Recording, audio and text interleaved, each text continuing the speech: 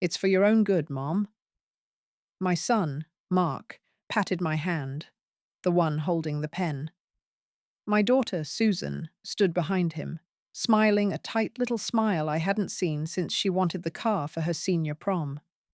Piles of paper covered my kitchen table, right over the good lace tablecloth. Just sign here and here, Mark said, his finger tapping a yellow sticky arrow. It's just standard procedure for the new health plan. The air conditioner hummed. A fly buzzed against the window pane. I smelled the stale coffee in the mugs they hadn't bothered to rinse out. In front of me was a glossy brochure for a place called Golden Meadows Senior Living. It showed smiling, grey-haired people playing shuffleboard. So many pages, dear, I said, squinting. What is this one? My reading glasses were on the counter, but I didn't want to make a fuss. Just legal stuff, Mom, Susan said, her voice too bright. We took care of everything. You don't need to worry about the details. I trusted them. Of course I did. I was their mother. I signed where they told me to. The house felt terribly quiet after they left with their briefcase full of papers. A strange, cold feeling settled in my stomach, like I'd swallowed a spoonful of ice. A few days later, I was in my garden. The sun felt good on my back. I could feel the warm, damp soil under my fingernails as I weeded around my prize-winning roses. My cat, Marmalade, a fluffy orange creature, rubbed against my ankles, purring. This was my peace. My husband, Frank, and I had planted these rose bushes the year we moved in, 45 years ago. I remembered selling my own mother's gold locket to pay for Mark's braces. He'd had a terrible overbite. I remembered staying up for 3 nights straight, my fingers raw, sewing tiny pearls onto Susan's prom dress because we couldn't afford the one she wanted from the department store. I never minded. That's what mothers do. The phone rang inside, and I wiped my hands on my apron as I went to answer it. It was my neighbour, Carol. Martha, I saw a for sale sign go up on your lawn this morning, she said, her voice full of surprise. Are you moving? A what? I said, my heart giving a little jump. No, Carol, that must be a mistake. It's one of those big fancy ones from the realty company downtown, she said, and it says sold right across the top. I hung up the phone. My hands were shaking so hard I had to press them against the wall to steady myself. I walked to the front window and pulled back the lace curtain my grandmother had made. There it was. A big red sign, staked right into my petunias. Sold. I called Mark. It went to voicemail. I called Susan. Voicemail. The ticking of the grandfather clock in the hall sounded like a hammer hitting an anvil. Frank had built that clock with his own 2 hands. I went back to the kitchen table and found the folder of papers they had left behind. I got out my big magnifying glass, the one I used for the Sunday crossword. The words swam into focus. Deed of sale. Purchase agreement. The buyer was a company I'd never heard of. The price was so low it made me gasp. For your own good. The words echoed in my head. Whose good? I kept reading, and there it was, in the fine print. A finder's fee. A commission for my children. Mark finally called me back that evening. His voice was cool and distant. Mark, there's a sold sign on my lawn, I said. My own voice sounded small. We were going to tell you, Mum, he said, without a hint of shame. We found a lovely place for you. It's safer. No more stairs. You sold my house from under me.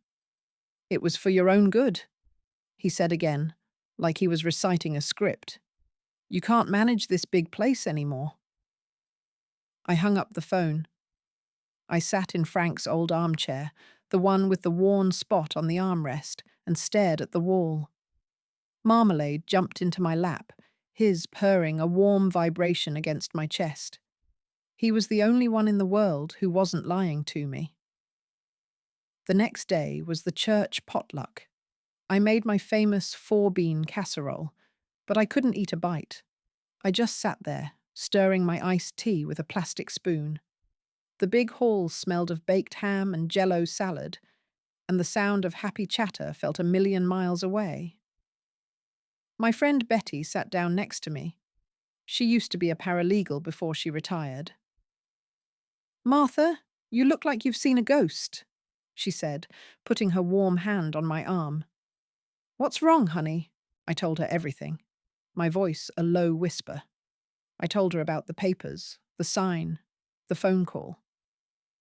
"They said it was for my own good," I finished. Betty's face grew hard. "Martha, that isn't for your own good. That's elder fraud, plain and simple. You need a lawyer, not just any lawyer. You need Mr. Davies. He's a shark, but a polite one." A little flicker of something that wasn't despair lit up inside me. I wasn't just some old woman to be put out with the trash, not yet. Betty scribbled a phone number on a paper napkin. I folded it carefully and put it in my purse. It felt heavier than a gold coin.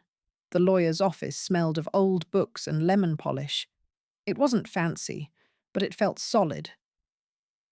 The leather chair squeaked when I sat down. Mr. Davies was younger than I expected, with kind eyes and a firm set to his jaw. I liked that. I didn't cry. I laid the papers out on his big, dark wood desk and told him the whole story. My voice was steady. "Mrs. Miller?" he said, looking at me over his glasses. "They told you these were medical forms?" "Yes," I said. "For my Medicare supplement. My eyes aren't so good with the small print anymore." He tapped a pen on the deed of sale. "This is called fraud in the inducement. They misrepresented the very nature of the document you were signing. We can get this contract voided."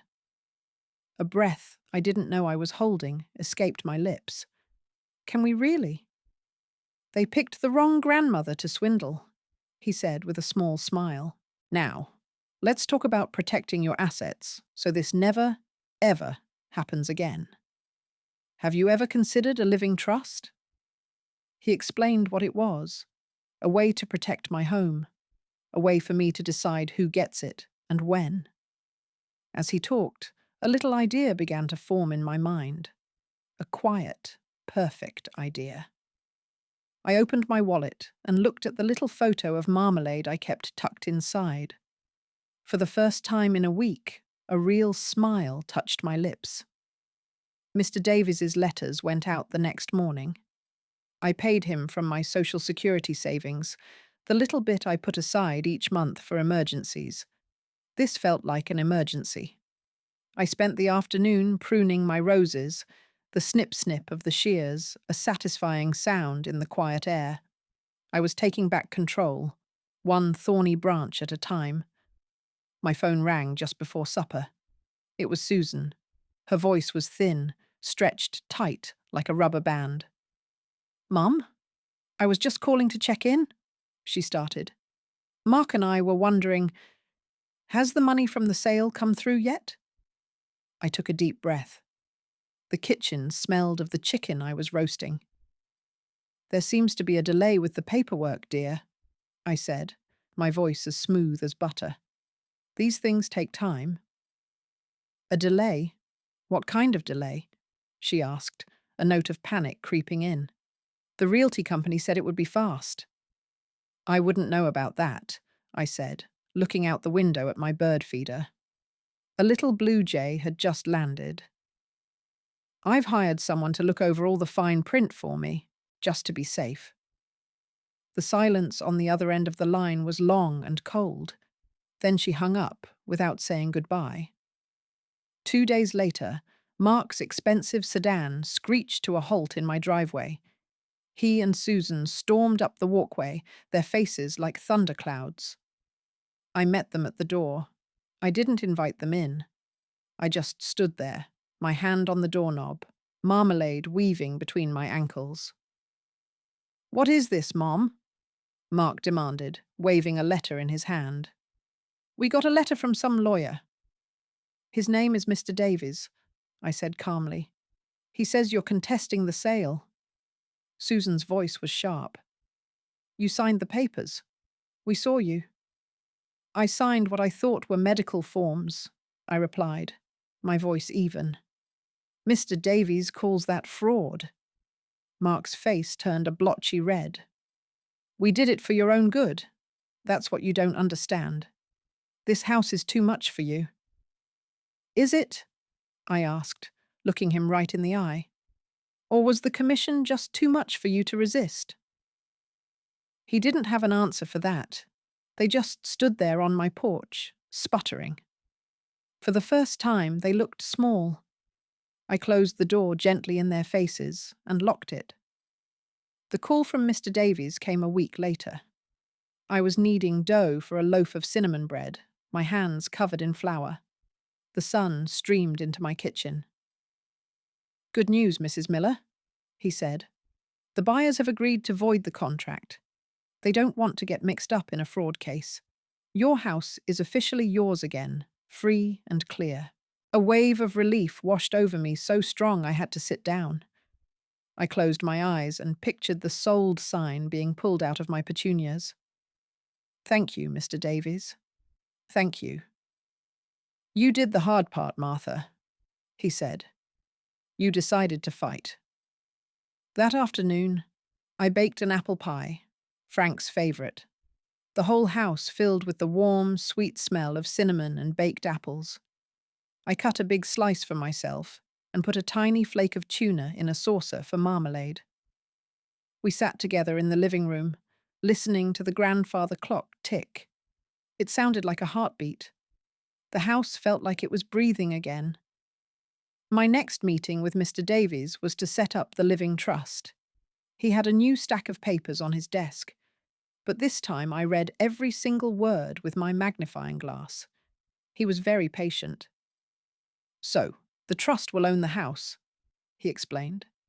"You will be the trustee. That means you control everything, just like you do now. But when you pass, the trust dictates what happens next. It bypasses probate court. It's clean and simple." "Good," I said. "I like clean and simple." "Now, for the final piece," he said, tapping a line with his pen. "The beneficiary. This is the person or entity who will benefit from the trust after you're gone. We have it here as—" "Are you certain?" "I am," I said, picturing my orange cat sleeping in a patch of sun on my bed. "He has been more loyal to me than anyone. I want him to be able to live out his life in his own home. The trust will pay for his food, his vet bills, and a caretaker." Mr. Davies looked at me for a long moment, then he nodded. "All right. We'll name a trustee to manage the funds for his care.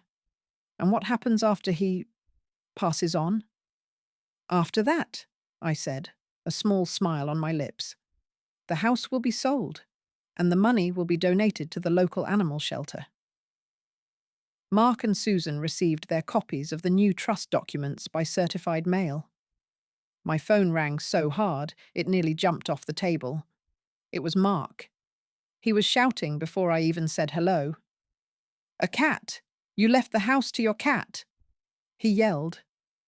The sound was tinny and distant through the receiver. "Hello, Mark," I said, stroking Marmalade, who had hopped into my lap. "Yes, Marmalade is the lifetime beneficiary. I wanted to make sure he was taken care of." "This is insane. We're your children," Susan screamed from another phone in the background. "Yes, you are," I said, my voice quiet but firm. "And you tried to sell my home without my consent. I'm just protecting my assets now. Mr. Davies said it was the responsible thing to do." But what about us?" Mark stammered. I thought about his words on my porch. I thought about him patting my hand as I signed away my life. "Well, Mark," I said, and my voice was as clear as a church bell on a Sunday morning. I suppose you could say I did it for my own good? I hung up the phone. The house was silent, except for the sound of a happy cat purring.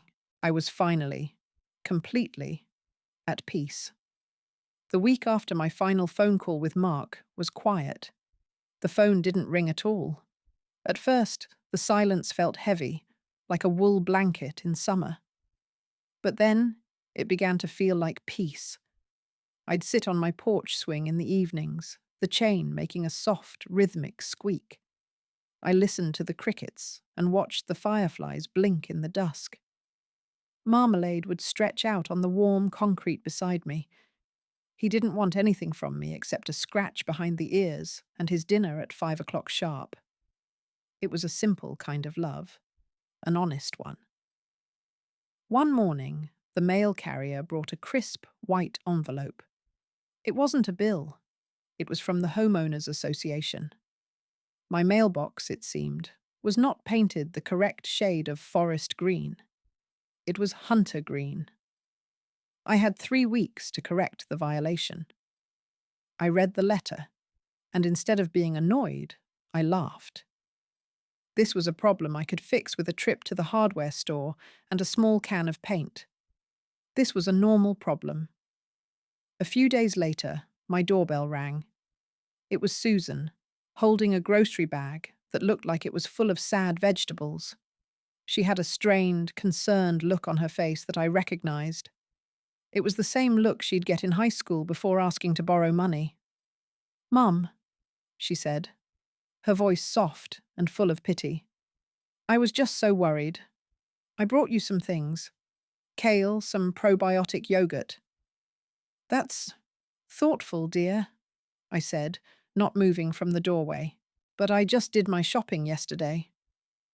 She tried to peer around me into the house, as if looking for signs of decay. "Are you sure you're all right? All alone here?" After that, business with the trust. It's just so strange. Mark and I think maybe you're not thinking clearly. "I'm thinking more clearly than I have in years," I said. My voice was pleasant. I looked at the bag in her hands. "You enjoy that kale, Susan. It was nice of you to stop by." I closed the door before she could say another word. The scent of her strong, flowery perfume lingered in the entryway. I opened a window to let it out. The following Monday, I took the bus downtown to my bank. The air inside was cool and smelled faintly of clean paper. I didn't have much, just my Social Security, Frank's small pension, and the savings I'd scraped together over 40 years. But it was mine. I sat down with a young woman named Maria. She had a kind smile and didn't talk to me like I was a child. I laid out my old passbook and my statements on her tidy desk. "I'd like to open a new savings account," I told her, "and I want to arrange for an automatic transfer of $50 a month into it from my checking." "Of course, Mrs. Miller," she said, typing on her computer. "Is there a special purpose for this account? Sometimes giving it a name helps people save." I thought of my orange cat, likely sleeping in a sunbeam on my bed at that very moment. "Yes," I said. "Please label it Marmalade's Care Fund." Maria just smiled and nodded. "A very responsible choice," she said. I walked out of the bank, feeling an inch taller. It was my money. I was telling it where to go. Betty came over for coffee that Friday. I'd baked a lemon pound cake, and the sweet, citrusy smell filled the kitchen. We sat at the table, the old wood worn smooth from decades of homework, family dinners, and conversations just like this one. She stirred her coffee, the spoon clinking softly against the mug. "So, have you heard from the Children of the Year?" she asked, her voice dry. "Susan stopped by," I said, cutting her a thick slice of cake. "She brought me kale. She's worried I'm not thinking clearly." Betty snorted. Oh, you're thinking clearly, all right. That's what has them so terrified. I looked out the window at my roses, their petals bright in the afternoon sun. You know, for the longest time, I thought I was losing my memory, forgetting little things, but this whole mess, it made me realize something. I paused, meeting her eyes. They kept saying I was confused. The truth is, I had never seen them so clearly. Betty reached across the table and patted my hand. That's the woman I know, she said. The next week, I went to the library to return a mystery novel. The library was my favorite place. It was always quiet, and it smelled of old paper and possibilities. As I was leaving, I glanced at the community bulletin board. It was covered in flyers for yoga classes, tax help, and lost pets. One small, neatly typed card caught my eye.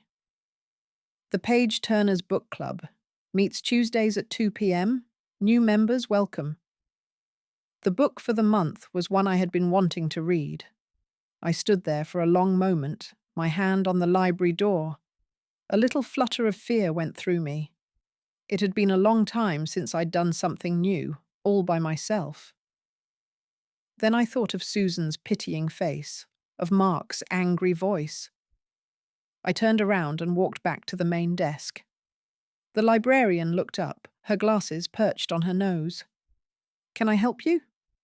"Yes," I said, my voice stronger than I expected. "I'd like to check out a copy of the Lilac Girls, Sharks, please." She smiled and found it for me. The book felt solid and hopeful in my hands. It was a start. That first Tuesday, I walked into the library meeting room feeling like a girl on her first day of school. The room smelled of brewed coffee and a hint of dusty books. About 10 women sat around a long table. They all looked up and smiled when I came in. "You must be Martha," a woman with bright silver hair and cheerful blue glasses said. "I'm Eleanor. Grab a cup of coffee. We're just getting started." I sat down, my hands feeling a little shaky as I opened my book. I didn't say much at first, just listened. They talked about the story, about the characters, about history. No one asked me about my children, or if I was managing on my own. They just asked me what I thought of the book. "I thought the main character was very brave," I said, my voice quiet.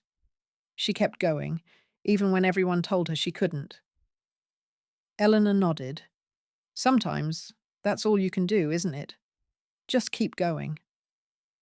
The next day, a shiny new pickup truck pulled into my driveway. A man about my age got out. He was tall and lean, with a kind, weathered face and work-roughened hands. He walked up to my door and knocked. "Ma'am," he said, tipping a worn baseball cap. "My name is George Peterson. I live a few streets over. My wife, Eleanor, from the book club. She mentioned you had an HOA notice about your mailbox." "Oh," I said, surprised. "Yes, that's right. The color is wrong." "Well, I was painting my shed this morning," he said, gesturing to the truck. "And I happen to have a half can of forest green left over. It'll just go bad in the garage. I could have that mailbox painted for you in 10 minutes, if you'd like." I stood there, speechless for a moment. I'd like that very much, Mr. Peterson. Thank you." "Call me George," he said with a warm smile. I watched from my window as he carefully painted my mailbox the exact, correct shade of green. It was such a small thing, but it felt like a great kindness. My phone rang that evening. It was a number I didn't recognize. I hesitated, then answered. It was my grandson, Kevin, Susan's boy. He was a good kid, away at college. "Grandma?" he said. His voice was young and earnest. "Mum told me some crazy story about you leaving the house to your cat. Is that true?" I smiled. "Hello, Kevin. Yes, it's true. I made arrangements for Marmalade to be cared for here if something happens to me." He was quiet for a second. Wow, Mum's really mad. Dad, too. They said you're not well. I'm very well, dear, I said, looking at my newly painted mailbox through the window. I'm just making my own decisions now. How are your classes? We talked for 20 minutes about his engineering classes and the terrible food in the dorm cafeteria. He didn't mention the house again. Before he hung up, he said, I love you, Grandma. And I knew he meant it. That call was worth more to me than 1,000 empty apologies from his parents. The next week, another letter arrived. This one was from Mark's lawyer. It was full of big, threatening words. It talked about undue influence and testamentary capacity. It hinted that they would contest the trust in court, that they would prove I was incompetent. I read it twice, my coffee growing cold in its mug. The old fear tried to creep back in, the feeling of being small and helpless. I felt the paper tremble in my hand. Marmalade jumped onto the table and nudged his head against my arm, purring loudly. I took a deep breath. I folded the letter, put it in an envelope, and addressed it to Mr. Davies. Then I went out to my garden. I spent the rest of the afternoon on my knees in the dirt, pulling weeds with a vengeance. With every weed I pulled, I felt a little stronger. They thought I was a wilting flower. They had forgotten about my roots. That Sunday, I saw Susan at the grocery store. We nearly ran into each other in the canned soup aisle. She had a cart full of expensive, organic groceries. I had my simple list for the week. She looked at me, her eyes cold. I see you got the letter from our lawyer, she said, her voice low and sharp. We're not going to let this stand, Mother. We're doing this for you. For me? Or for the house? I asked, picking up a can of chicken noodle soup. You're not well, she insisted, her knuckles white on her shopping cart. You're being manipulated. That cat, that lawyer. You don't know what you're doing. I looked at her, at the daughter I had rocked to sleep and nursed through the chicken pox. I felt a deep, quiet sadness, but no anger. I didn't die, Susan, I said, my voice perfectly clear. I just stopped being convenient. I pushed my cart past her and continued my shopping. I had a book club meeting on Tuesday, and it was my turn to bring the cookies. Mr. Davies called me the day after I sent him the lawyer's letter. His voice was calm, like a doctor telling you that you just have a common cold. Good morning, Martha, he said.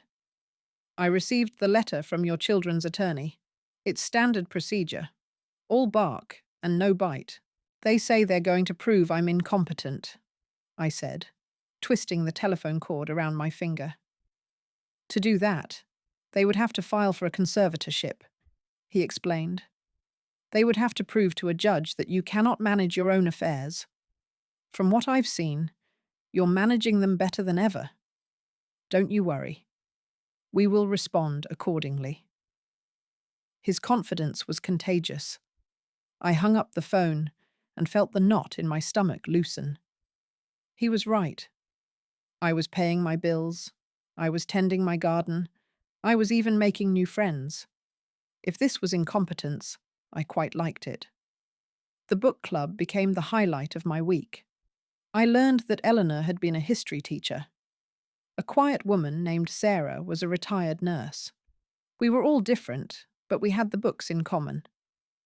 After our meetings, a few of us would sometimes walk to the little cafe down the street for a cup of tea.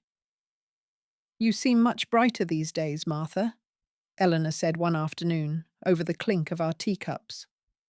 The cafe smelled of cinnamon and steamed milk.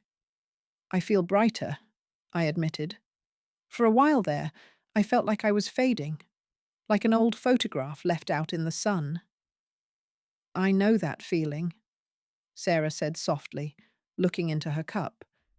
My kids started calling me every day to make sure I'd taken my pills. It was like they couldn't see me anymore, just a list of ailments. It was a comfort to know I wasn't alone. We weren't just a group of old ladies. We were women with stories, with lives we were still living. One Saturday, George, Eleanor's husband, showed up at my door again. This time he was holding a toolbox.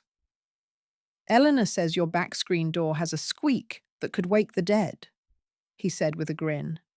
Figured I'd take a look while I had the oil can out. "George, you don't have to do that," I said, but I was already opening the door for him.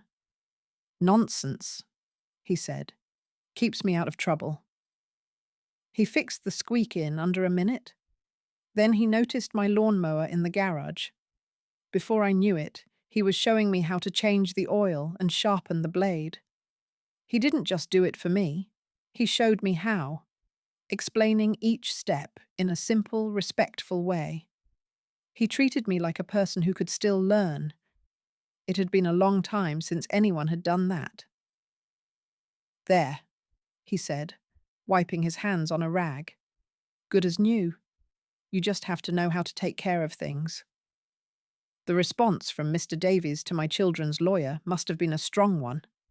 A few weeks went by with no more threatening letters. But then they tried a different approach. Mark showed up alone one evening, just as I was watering my petunias. He didn't storm up the walk this time. He approached slowly, his hands in his pockets. "Mum," he said, stopping at the edge of the lawn. "Can we talk?" I turned the water off. The sudden silence was filled with the sound of evening birds. "I'm listening, Mark. Look, maybe we went about this the wrong way," he said, staring at his shoes. "The house, the papers, it was just, we worry about you." I didn't say anything. I just waited. "This lawsuit, it's going to be expensive," he continued, "for everyone. Why don't you just undo the trust? We can all sit down and make a proper plan, one that's fair to everybody." "Fair to you, you mean?" I said. It wasn't a question. "It's for your own good, Mom," he said, falling back on the old words. "We just want what's best for you." "Mark," I said, coiling the hose neatly on its hook, "you had your chance to show me what you think is best for me. Now I'm showing you what's best for me." Life settled into a new, pleasant rhythm. I had my book club, my garden, and my quiet evenings with Marmalade. I started volunteering at the animal shelter one morning a week, the same one I'd named in my trust. The smell of clean pine shavings and the sound of happy barking filled the air. It felt good to be useful. The other volunteers were young, full of energy. They didn't treat me like a fragile old thing. They called me Martha and put me in charge of cuddling the new kittens. It was the best job in the world. One afternoon, a young woman named Chloe was helping me clean the kitten cages. "You're so good with them," she said. "They just love you." "I have a cat of my own," I told her, smiling. "He's the king of his castle." "That's sweet," she said. "My landlord doesn't allow pets. It's the worst." An idea sparked in my mind, as bright and sudden as a flash of lightning. A new plan, one that had nothing to do with revenge and everything to do with the future. I went home that day with a new sense of purpose. The house wasn't just an ending, it could be a beginning. My next appointment with Mr. Davies felt different. I wasn't coming to him out of fear or anger. I was coming with a plan. The office still smelled of lemon polish, but this time it felt like my territory. "I'd like to make an amendment to my living trust," I told him, sitting straight in the leather chair. He raised his eyebrows. "All right, Martha. What did you have in mind?" "I want to add a provision," I said. "Marmalade is still the lifetime beneficiary, of course. He will live out his days here. But I want to add a specific caretaker, a young woman I know named Chloe. The trust will pay her a fair salary to live in the guest room and care for him." That's a sound idea, Mr. Davies said, making a note on a legal pad. It clarifies things. There's more, I said. After Marmalade passes, the house is to be sold. The money will still go to the animal shelter, but with a condition. It must be used to start a fund called the Marmalade Project. It will help seniors on fixed incomes pay for emergency vet care for their pets. Mr. Davies put down his pen and looked at me. A slow, genuine smile spread across his face. Martha, he said, that is a wonderful legacy. I walked out of his office feeling not just strong, but useful. Thanksgiving was approaching. The air turned crisp, and the leaves on my maple tree turned a brilliant shade of orange. For the first time in 40 years, I wasn't planning a big family dinner. The thought of it, the forced smiles and the tension you could cut with a butter knife, made me tired. Instead, I accepted an invitation from Eleanor and George. It's just us and a few friends from the book club, she'd said. Very low-key. George is deep-frying a turkey. The day before Thanksgiving, my phone rang. It was Susan. Mum, what time should we be there tomorrow? She asked, her voice falsely cheerful. Mark's wife is bringing her green bean casserole. I'm not hosting this year, Susan, I said simply. I was polishing my good silver, not for a big dinner, but just because I liked to see it shine. What? Not hosting? She sputtered. But we always come to your house for Thanksgiving. It's tradition. Well, traditions change, I said. I've made other plans. The silence on the line was thick with indignation. What other plans could you possibly have? Plans with my friends, I said, and hung up the phone. It felt like taking off a heavy coat I'd been wearing for years. Thanksgiving at Eleanor and George's house was warm and loud and happy. The house smelled incredible, a mix of roasting turkey, sage stuffing, and apple pie. There were about 10 of us, all friends from the book club and their spouses. We sat around a big, crowded table, passing platters of food and telling stories. No one looked at me with pity. No one treated me like a problem to be managed. George carved the turkey with great ceremony. Eleanor made sure my wine glass was never empty. We laughed until my sides hurt. To new friends, George said, raising his glass for a toast. To new friends, we all echoed. I looked around the table at these kind faces, people who had come into my life when I needed them most. I felt a sense of belonging I hadn't realized was missing. For the first time in a very long time, I felt truly thankful. A week later, I got a registered letter. It was from a mediation service. Mark and Susan were formally requesting a family mediation to discuss my estate and ongoing care. They were trying to force a meeting. I called Mr. Davies. Do I have to go? I asked. No, he said. It's voluntary, but it might be a good opportunity. A chance to settle this on your terms, in a controlled environment, without going to court. I thought about it. Hiding wasn't my style. All right, I said. Let's do it. But I want you there with me. I wouldn't have it any other way, he replied. We scheduled it for the following Tuesday. I chose my best navy blue dress, the one I wore to church. I felt calm. They wanted a meeting. I would give them a meeting they would never forget.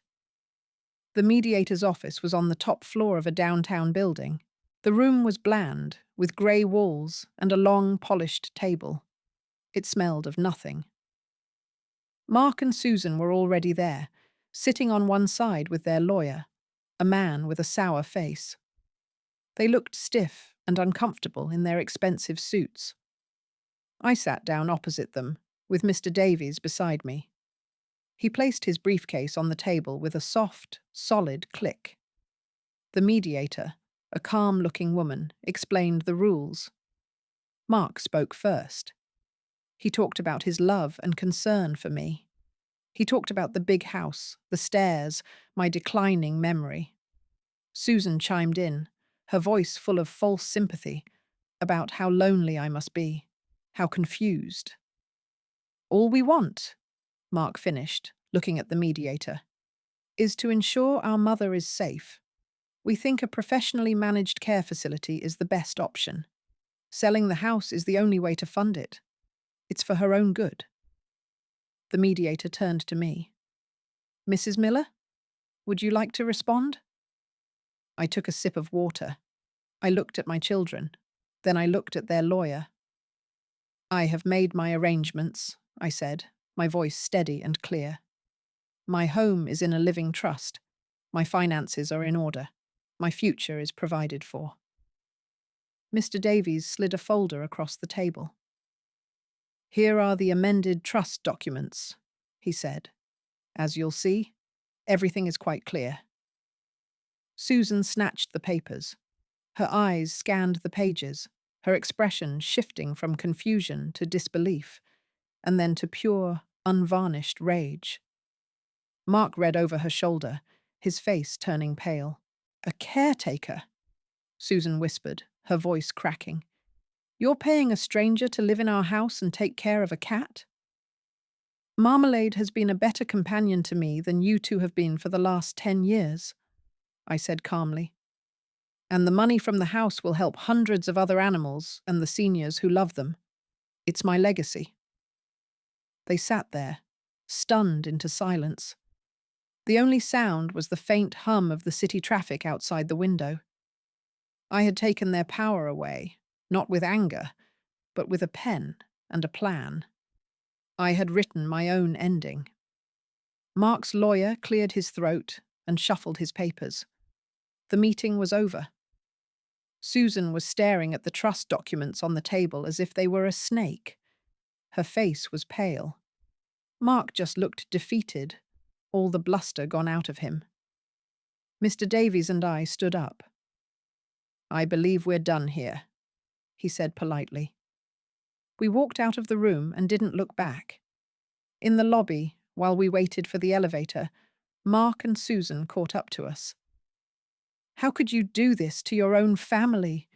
Susan hissed, her voice trembling with rage. After everything we've done for you? What you did, I said, looking her straight in the eye, was try to sell my house. What I did was make sure it never happened again. The discussion is over. The elevator doors opened with a soft ding. We stepped inside. As the doors closed on their shocked faces, I felt a weight lift from my shoulders that I hadn't even known was there. It was the weight of their expectations. The next day, I called the animal shelter and asked for Chloe. I invited her to meet me for coffee at the little cafe near the library. She sounded surprised, but pleased. We sat at a small table by the window. The air smelled of roasted coffee beans and sugar. Chloe was a sweet girl, with bright, intelligent eyes. She seemed a little nervous. I have a proposition for you, I said, after we'd ordered our lattes. It's a bit unusual. I explained everything. I told her about Marmalade, about the trust, and about the provision I'd made for a caretaker. I told her about the guest room, the salary, and the simple duties of feeding a cat and keeping him company. You'd be free to continue your work at the shelter or go to school, I finished. You'd just be living in the house, rent-free, as his companion. Tears welled up in her eyes. Mrs. Miller, Martha, I don't know what to say, she stammered. People aren't usually this kind. You're a kind person, Chloe, I said, patting her hand. You deserve a little kindness back. Think it over. There's no rush. But I could see in her face that her answer was already yes. The final attempt came about a week before Christmas. It was a card in the mail from Susan. Inside was a generic holiday greeting. Tucked inside was a photograph. It was an old one, of me and Frank, with Mark and Susan when they were just toddlers, sitting on Santa's lap. Everyone was smiling. On the back of the photo, Susan had written, "Remember when we were a family? It's not too late. Just call." I looked at the picture for a long time. I remembered that day. I remembered the scratchy wool of the Santa suit and the smell of peppermint. I remembered the pure joy on my children's faces. A wave of sadness washed over me for the family I thought I had. Then I remembered the feeling of the pen in my hand as they pushed me to sign the papers. I remembered the coldness in their voices. I put the photograph in a drawer with other things I no longer needed. The phone did not ring. A few days later, George and Eleanor came over to help me put up my Christmas lights. George climbed the ladder to string the lights along the roofline, his movements steady and sure. Eleanor and I stood on the lawn, directing him. "A little to the left, George," she called out, laughing. The air was cold and smelled of pine from the wreath on my door. Afterward, we sat in my living room, drinking hot chocolate with little marshmallows floating on top. Marmalade was asleep on the hearth, enjoying the warmth from the fireplace. The new lights twinkled outside the window. "It looks beautiful, Martha," Eleanor said, her hands wrapped around her warm mug. "Thank you both for your help," I said. "I couldn't have done it myself." "That's what friends are for," George said simply. "Besides, we have to make sure the neighborhood looks good for the HOA." We all laughed. It felt easy. It felt right. On Christmas Eve, I sat by my tree. It was a small one, but it was decorated with ornaments I had collected over a lifetime. The house was quiet, filled with the soft glow of the lights and the ticking of the grandfather clock. My grandson, Kevin, called me from college just before he went to his friend's family dinner. "Merry Christmas, Grandma," he said. "I just wanted to call and say hi." "Merry Christmas, dear," I said, my heart feeling full. "I'm so glad you called." We talked for a few minutes. He didn't mention his parents. I didn't ask. When we hung up, I looked around my peaceful living room. This was my home. I had fought for it. I had saved it. And now, I was sharing its warmth, not with the people who felt entitled to it, but with the people who truly deserved it. It was the best gift I could have ever given myself. The new year came in softly. I watched the ball drop on television, curled up on the sofa with a warm blanket and a purring cat. There were no frantic phone calls, no demands on my time. The silence felt like a gift. My days found a gentle rhythm. Book club on Tuesdays. Volunteering at the shelter on Thursdays. I started taking a watercolor painting class at the senior center on Fridays. My first attempts were wobbly pictures of flowers and fruit, but I loved the feel of the brush in my hand and the way the colors bled into the paper.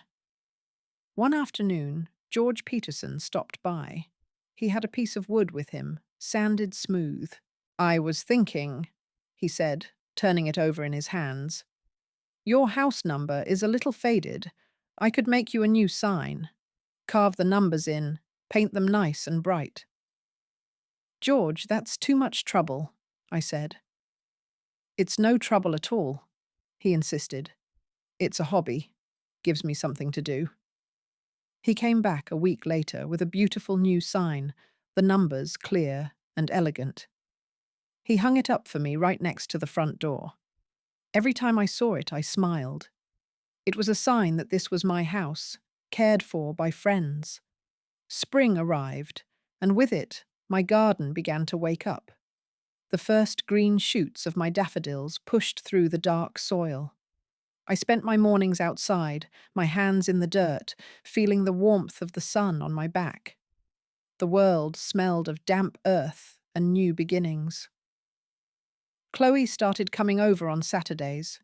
She didn't want to wait for me to be gone to get to know Marmalade. She'd sit on the floor and play with him, dangling a feather on a string. He adored her instantly. He's such a character, she'd say, laughing as he pounced. He knows a good person when he meets one, I told her. We'd have lunch together in the kitchen. She'd tell me about her dream of becoming a veterinary technician. I'd tell her stories about Frank and the early days in this house. It wasn't about me being a charity case or her being an employee. We were just becoming friends. One Tuesday at the book club, Eleanor made an announcement. "George and I are going on a little trip," she said, her eyes sparkling. "A 2-week cruise to Alaska." "How wonderful," we all said. "But," she continued, "we have a problem. Our dog sitter cancelled on us. I don't suppose—" Before she could even finish, I spoke up. "I'd be happy to watch Buster for you," I said. Buster was their old, sweet, golden retriever. "He can stay with me. We'll have a grand time." Eleanor's face flooded with relief. "Martha, would you really? Oh, that would be a lifesaver." For those 2 weeks, my house was filled with the happy clicking of Buster's nails on the hardwood floor and his soft, contented sighs. He and Marmalade gave each other a wide berth, but they managed a peaceful truce. Taking care of Buster, making sure he was happy and safe, felt good. It felt like I was giving back a piece of the kindness her family had shown me. I heard through my neighbor, Carol, that Mark and Susan had put their own houses up for sale. They were moving to a new development an hour away, with a golf course and a community pool. I felt a brief pang, a flicker of the old hurt. They were leaving without a word. But then the feeling passed. Their new lives had nothing to do with me. Mine had nothing to do with them. We were strangers now, connected only by a past that I was finally letting go of. My grandson, Kevin, came to visit when he was home from college for the summer. He didn't stay with his parents. He stayed in my guest room. He helped me weed the garden and ate 3 helpings of my meatloaf. One evening, we were sitting on the porch swing as the sun went down. "You seem happy, Grandma," he said quietly. "I am happy, dear," I said. "Mom and Dad, they don't get it," he said, shaking his head. "They think you're just being stubborn." I looked out at the sky, which was turning a soft shade of pink and orange. "It's not about being stubborn, Kevin," I said. "It's about being respected. I just decided to build a life that was good for me." The next morning, I was up early. The house was quiet. I made myself a cup of coffee and took it out to the back porch. The air was cool and fresh, and the dew sparkled on the grass. My roses were in full bloom, their fragrance sweet and familiar. Marmalade came out and rubbed against my legs, purring. I reached down and stroked his soft orange fur. The sun was just starting to peek over the horizon, painting the edges of the clouds in gold. I took a sip of my coffee. It was warm and perfect. I wasn't waiting for a phone call. I wasn't dreading a holiday. I was just here, in my home, surrounded by my garden and the quiet company of a loyal friend. The life I had built was small, and it was peaceful, and it was all mine.